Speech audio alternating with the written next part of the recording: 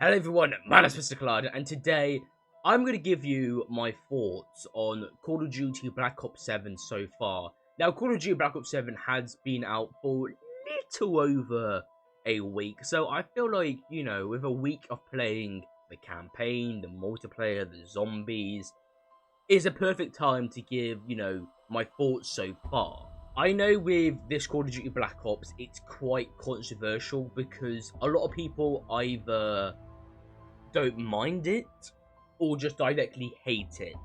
So, with that said, let's get into it. Starting off with the campaign. Now, I know this is basically the main thing that just basically ruined Black Ops 7. And I would admit, I didn't really enjoy the campaign a lot. I didn't mind it. There were a lot of aspects to the campaign I just did not like. For starters, I did not like how we continued with the Cradle from Black Ops 6. I just generally hated that so much. Call of Duty Black Ops 7 is set in 2035, 10 years after Black Ops 2's campaign, and we continue in something that has never been discovered until Black Ops 6. I'm not really sure it was in Cold War, but, it takes place, 40 years after Black Ops 6 campaign. I just think that's just really unnecessary, and that is just the main aspect I just did not like. We're continuing with the Cradle, which I just did not like. Like I said in my Call of Duty Black Ops 6 Final Thoughts video, I mentioned there's certain map in the campaign where you play in this big massive map in Saudi Arabia or Iraq. I think it's Iraq. And you just go around and do certain objectives. I love that mission a lot, by the way. And they kind of did it again for Black Ops 7. However, it's set in this big, massive Warzone map, which I feel like might be the Warzone map for Warzone when Season 6 of Black Ops 6 finally ends. That is what they're going to do with that map, I think. Because, they wouldn't have just made a big, massive ass map for no reason, of course. But I just did not like how they reused that multiple times throughout the campaign. I wouldn't mind if it's, once or twice. The fact is they use it so many times, I did not like that whatsoever. And it ruined a key aspect to older campaigns, where, you're in this, big map or, medium map setting, and you just go to one place to another, just doing certain objectives, taking out the enemies to reach one objective, I miss those type of maps, those types of missions from Modern Warfare or the older Black Ops. Those type of missions I really enjoyed. However, they just basically got rid of those missions, which I just did not like. It didn't feel like the campaign I thought was going to happen. Of course, for this campaign, I did play with a friend. I played with Harry, and even though he did not enjoy it, and I wasn't pleased with the campaign, I would admit, I felt like me and him did really enjoy it, because it was a game that, me and him played, which was something that, we wanted to do, We want to play more games together, because, I don't really play many games that he doesn't really play many games that I like. So, playing something together is always fun, and we try to make it as funny as possible when we both play, we said the red gas is catnapped gas from Probably Playtime Chapter 3. We, jokes about the stupid missions, him basically, getting kicked out of the game many a times. It was really funny when I played with a friend, but I feel like if I played it, by myself, I would just not like it whatsoever. So, playing the co-op campaign with a friend is basically the best way you could actually probably enjoy the campaign. Also, another thing is, I just absolutely hated how many boss battles they were. Basically, every single mission had a boss battle, and there were just so many unnecessary boss battles that take place. Come on, a massive art of being this fly chap. You have to kill Raul Menendez, which has a billions of health. You have to kill this massive ass sentry turret. I'm pretty sure another 2 or 3 massive ass robots. A massive ass Harper, which, just doesn't make sense to me whatsoever. Why on earth are there so many boss battles in the campaign? It makes sense if there's you know, 1 or 2 boss battles. Like Black Ops 3 had a boss battle where you fight this massive ass robot. 1 boss battle, that made sense. In Modern Warfare 2 2022, you just fight this massive ass tank that I think Graveyard? Something of the lines like that. I can't remember the guy's name. You know, control the tank, and you have to that's basically a boss battle, you know? Those make sense, you know, 2 or 1 boss battle per campaign makes sense. But overdoing the boss battles over and over and over again just made me just realise this isn't a campaign whatsoever. But enough of me hating on the campaign. Let's actually talk about the good things about the campaign. For starters, some of the missions. Going back to see Woods is a really cool mission. I will admit, even though the Venus flytrap is very unnecessary, like I said, it was a really cool mission to, you know, go back to understand a bit more about, you know, David Mason's past with Val Menendez and Woods. I really like that a lot, you know. Another one, which is probably my favourite mission, by the way, is saving Mason's dad, Mason, you know, saving Alex Mason as you play as David Mason, you know. That mission was absolutely... I loved it because you escape from Barracuda with inmates that can help you fight. That was such a cool mission. I just love Barracuda from Black Ops 1. It was probably my favourite mission in the entirety of Black Ops 1's campaign. And the fact is we got it back in Black Ops 7, I just really liked that a lot. I really did, you know. We went back to Alex Mason's old memories of him escaping Barracuda. I love that so much. And at the end of the mission, every inmate says freedom, which I just really like that a lot. And the reason why I like that is because at the end of when you escape Barracuda, Vaznov basically said freedom, I think. I remember the top of my head. I can't remember. I haven't played the campaign in years, so I don't really remember it that well. But that's what they said, and it just kind of got me remembering with the Call of Duty Black Ops 2 zombie map Origins. You know, when you escape Barracuda, it basically follows those exact steps for the Easter egg for Origins, which I just, you know, got flashbacks of just me playing Origins and just doing the Easter egg, you know. And I don't know what it is, but I just really enjoyed that mission a lot. I just really did, and I'm pretty sure Harry knew that I did enjoy that mission as well. I just loved it so much. Michael Rooker coming back in Call of Duty is amazing, voicing Harper. Oh my god, I felt like we just needed more from Michael Rooker. You know, don't know me, Michael Rooker is probably one of my favourite voice actors of all time. I just love his voice so much in Black Ops 1 when he plays as Michael Rooker in Call of the Dead, and when he plays as Harper in Black Ops 2. And the fact is that we got Harper back again. I love that so much. You don't remember me completing the Black Ops 2's campaign on the hardest difficulty, that video. I just loved Harper so much. I don't know why. I just love that voice that Michael Rooker has, you know. And seeing Harper again is a really nice touch, you know, because it's something that I just always wanted to see again. I always wanted to see Harper again, and we did, which I just loved. And last but not least, Endgame. You know what? I don't mind Endgame. I think it's really fun if, you know, you just want to do the camo grind, which I don't mind the camo grinds a lot. I think they're really fun to do, but I don't mind Endgame whatsoever. It's probably a thing that I'll play to get, you know, early levels so I can get some other guns to, you know, get them gold or zombies. But yeah, I don't mind Endgame. But the rest of the campaign, some parts of it were just, you know, a bit unnecessary or just either just a waste of their time. And I just did not like that a lot. I felt like they kind of ruined the campaign a lot, because they said so many times on Twitter, this is going to be the greatest campaign of all time. This is going to be the greatest Call of Duty Black Ops of all time. And I just didn't really felt that for the campaign. On to multiplayer. I don't mind it. I felt like if I played the multiplayer by myself, I'm going to get absolutely destroyed and shit on by so many players. But if I played with a friend, I play good. You know, my average KD when I play with a friend is like, it's between like a 1.8 to a 2.2. And I'm just confused how I play good with friends. It just made no sense to me.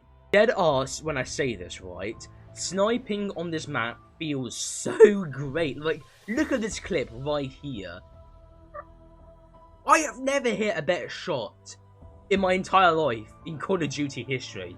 Amount of times I played with bots in Modern Warfare, not Modern Warfare, sorry, Black Ops 1 and Black Ops 2, the amount of times I played with bots and hit snipes, none of them has come clean to that. I just loved it so much. The maps, on the other hand, you know what?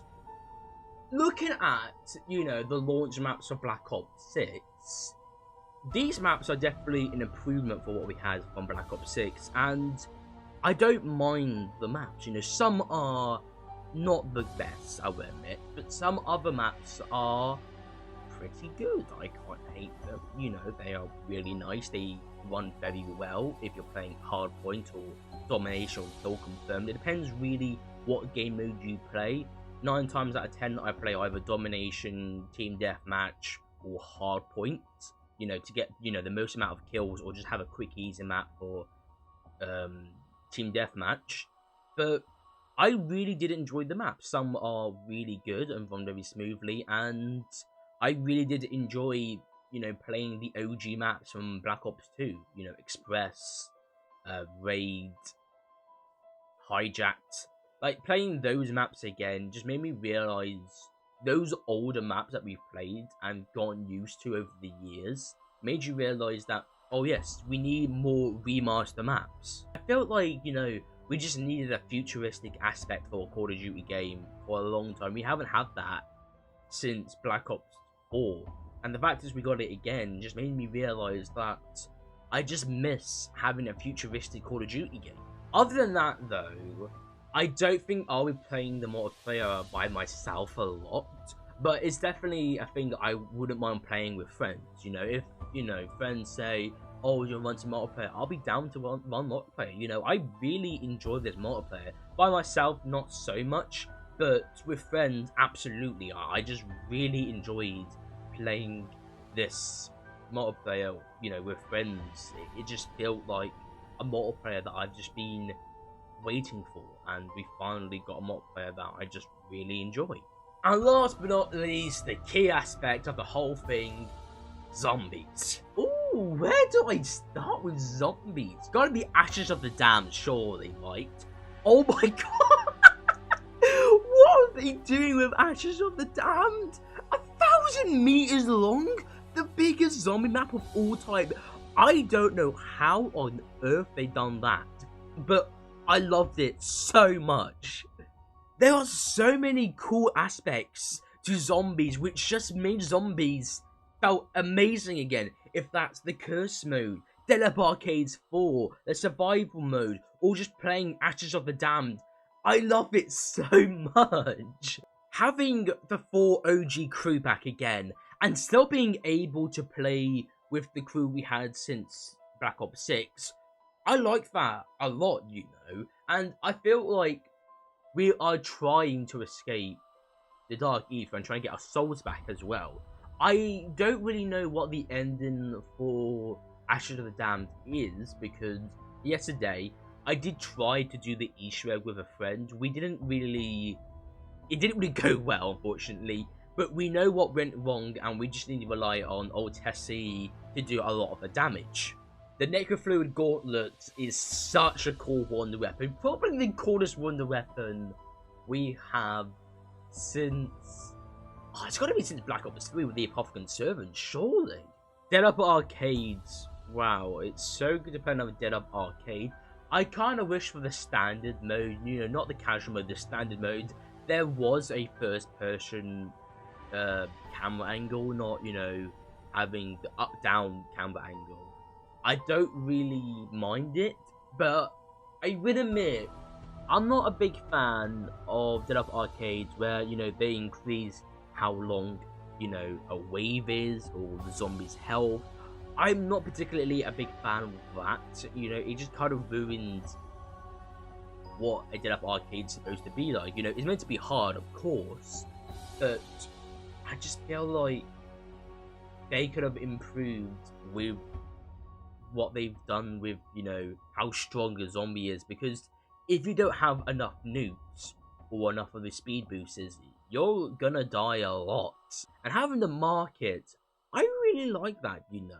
It kind of reminds me of a retro classical game, you know, which is what they're trying to do with the Love Arcades. They're meant to be like this, you know, old type feel retro game, but I like the shop input, you know, because it just made me feel like, oh my god, this is what those old retro 90 games feel like. If you don't know me, I like those old retro 90s, early 2000 games a lot. I really do. Even though I don't look like a type of person who would enjoy retro games, I really do. And having the shop thingy in Dead Up Arcades 4 is a really nice touch, I will admit. And having Gobblegums work, like I said before many times, I don't use Gobblegums. I don't really see a point in using them, you know. It's just basically a pay-to-win type feel to the game. Having Dead Up Arcades 4 and, you know, Gobblegums working at that is really nice, I will admit. And having, you know, the ability to convert the Gobblegum that you have in your deck to points is really nice. However, I feel like they should give more points for destroying, you know, an ultra rare Gobblegum.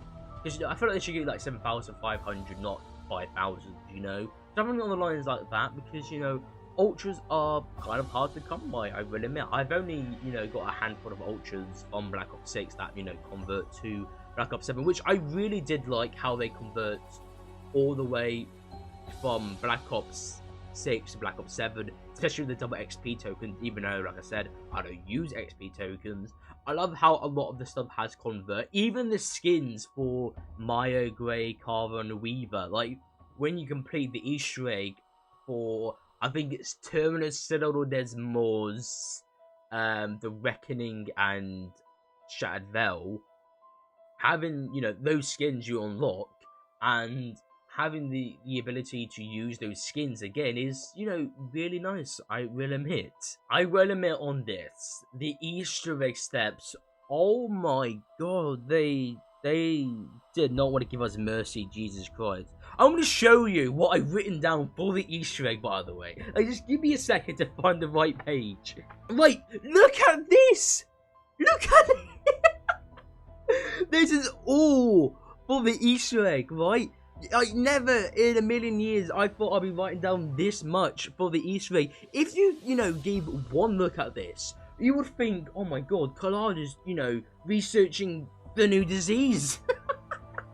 Like, you have to write down so much stuff. It's honestly crazy. Thank god I've written down some of the codes already, but god damn, why?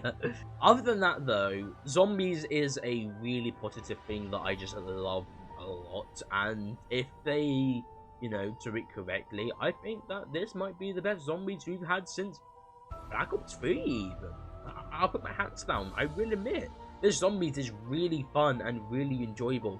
Even though we're playing on the same engine since Cold War, basically, the feel and the style and the art style for the zombies is the best we've had since, like, Black Ops 3, which is surprising, you know. And that's that with zombies. But for Black Ops 7 as a whole, with everything that I have said, if I have to give it a rating on a scale from 1 to 10, I'm going to give it an 8.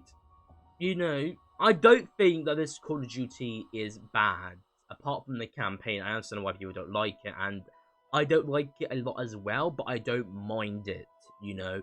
You gotta realise that not everyone is gonna go back to the campaign, you know. You're probably gonna play the campaign once or twice, and boom, you're never gonna touch campaign again. So I don't know why people are complaining about the campaign being shit when you're gonna play it once or twice. I don't know if you know already, but there's this big war going on with Black Ops 7 and Battlefield 6, but even though I will admit Battlefield 6 is better than Black Ops 7, don't go and attack someone for enjoying Black Ops 7. You know, I got friends that came up to me and say, Call of Duty Black Ops 7 is shit, or you're wasting your money on the game, just get Battlefield 6 instead, and we can all enjoy it. I don't care. I really don't care. I've been playing Black Ops since the age of 2, when I was 15 years ago, by the way. Yeah, 15 years ago, when I was 2, believe it or not. But I never would say no to a Black Ops game, because I always enjoy a Black Ops game no matter what. So don't go and attack someone for enjoying a game that they enjoy, you know? Just leave them be and enjoy, and just, you know, you enjoy your game. Don't go and attack someone for enjoying Black Ops 7, because, quite frankly, a game's a game at the end of the day, and you're arguing about something else. Numbers don't mean shit to people if they enjoy a game. And yeah, that is what I think about Black Ops 7, you know? Like I said before, Treyarch needs to be careful what they're doing with the game, because they don't want to ruin it even more, because Black Ops 7 is in a bad state. Zombies is really good. The multiplayer is really good. The campaign's not the best, but I didn't really mind it that much. But, like I said, they need to be careful what they're doing with the game, because one wrong move, then boom, the game is downhill, and that is that, basically. But, yeah, thank you guys so much for watching this video. If you enjoyed this video, then of course, subscribe and help us a massive ton. And I'll see you all in the next one. Bye!